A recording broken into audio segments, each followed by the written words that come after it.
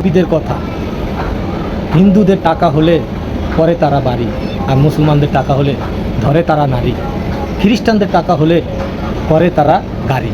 এখন এই পেছায় তো আর আমরা চলি না কিংবা চলতে পারি না। পৃথিবী এখন আপডেট, আর আপডেট যুগে চলে এসেছে আমার আপনার উপকারের জন্য এআই সফটওয়্যার।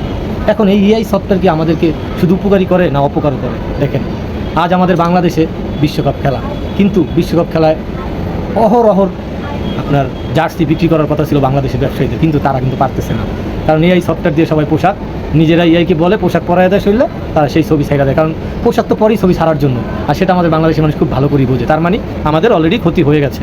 আবার দেখেন, এই এআই সফটওয়্যার যেখানে 30 জন লোকের কাজ এআই সফটওয়্যার নিজে একা করতে পারে, 50 জন লোকের কাজ এআই সফটওয়্যার নিজে একা করতে পারে, তাহলে কি কর্মসংস্থান আমাদের জন্য ক্ষতি হচ্ছে? কর্মসংস্থানের কাজের 10 জনের কাজ একা যদি করে তাহলে আমরা কাজ খুঁজে পাবো না। তাহলে কি আমাদের খালি কি উপকারী করতেছে না ক্ষতিও করতেছে? দর্শক, আপনাদেরকে আমি সেই কথাটাই বলতে চাই যে এআই শুধু উপকারী করে না, ক্ষতিও করে, সেটা আপনারা বিশ্লেষণ করে দেখবেন। কিন্তু ভবিষ্যতে আপনাদের আরও অনেক কিছু আপনারা পাবেন যেটা এআই সফটওয়্যার আপনাদের আমাদের কত ক্ষতি করতে পারে, এটা আমি আজকে বলে গেলাম, কিন্তু কোনো না কোনো একদিন আমার এই কথা আপনার বাস্তবের সাথে আপনাদের সামনে চলে আসবে। যাই হোক, উপকার যেভাবে করে প্রত্যেকটা জিনিসেরই অপকার আছে, অতএব আমরা সব কিছুই সমাধানের পথ খুঁজে নেব ইনশাল্লাহ।